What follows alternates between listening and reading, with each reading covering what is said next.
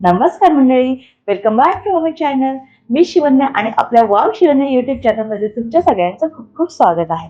आज मी तुम्हाला दाखवणार आहे गव्हाच्या पिठाचे बिस्किट्स अगदी घरच्या घरी 15 ते 20 मिनिटांमध्ये बनवता येणार. तर रेसिपी शेवटपर्यंत नक्की बघा. चला व्हिडिओला गव्हाचं पीठ, 1 कप बेसन, 1 कप पिठी साखर, 1 कप गव्हाचं पीठ घेतलेलं आहे आणि हे पीठ चाळणीने चाळून घ्यायचं आहे. गव्हाचं पीठ ज्या वाटीने मोजून घेतलेलं आहे त्याच वाटीने मी बेसन सुद्धा घेतलेलं आहे. 1.5 कप गव्हाचं पीठ आणि 1 कप बेसन असं प्रमाण घेतलं आहे. तुम्हाला जर बेसन वापरायचं नसेल तर तुम्ही बेसन ऐवजी तुम्ही 2.5 कप गव्हाचं पीठ सुद्धा वापरू शकता आणि बेसनाचं पीठ सुद्धा आपल्याला चाळून घ्यायचं आहे. बेसन आणि गव्हाचं छान चाळून घेतलेलं आहे. आता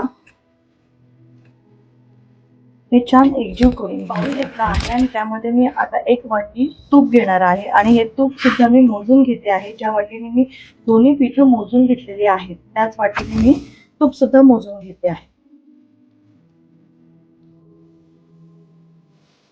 हे तूप छान पेटून घ्यायचं आहे जेणेकरून याच्यामध्ये काही गुठळ्या असतील तर त्या निघून. मी आता 1 वाटी पिठी साखर ऍड करणार आहे. 1 वाटी पिठी साखर, ज्या वाटीने मी बाकीचे मेजरमेंट्स घेतलेले आहेत त्याच वाटीने मी पिठी साखर सुद्धा घेते आहे. आता हे छान एकजीव करून घ्यायचं आहे. बघू शकता तुम्ही खूप छान पेटून झालेला आहे. तूप आणि पिठी साखरेचं एकजीव केलेला आहे. अशी कन्सिस्टन्सी यायला हवी.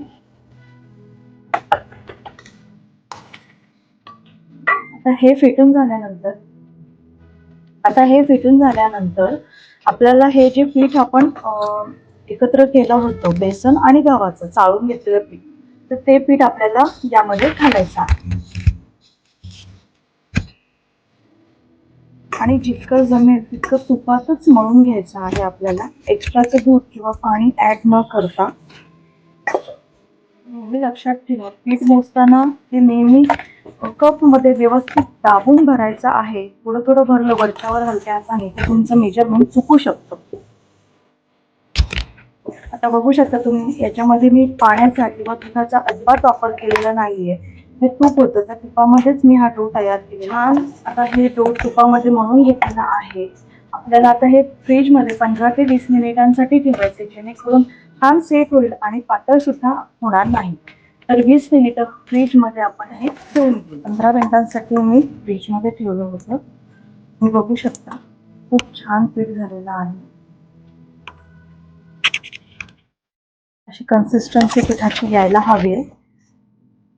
त्यामुळे पाणी आणि दुधाचा वापर न करता हे पीठ एकजीव करून घ्यायचं आहे आपल्याला. आता मी हे एकदा एकसारखं करून घेते. हा लोखंडी तवा घेतलेला आहे आणि त्याला मी पूर्ण तेल लावून घेतलेलं आहे खाली. त्याच्यावर मी आता हे बिस्किट ठेवणार आहे. अशाच पद्धतीने मी सगळे बिस्किट तयार करून घेणार आहे.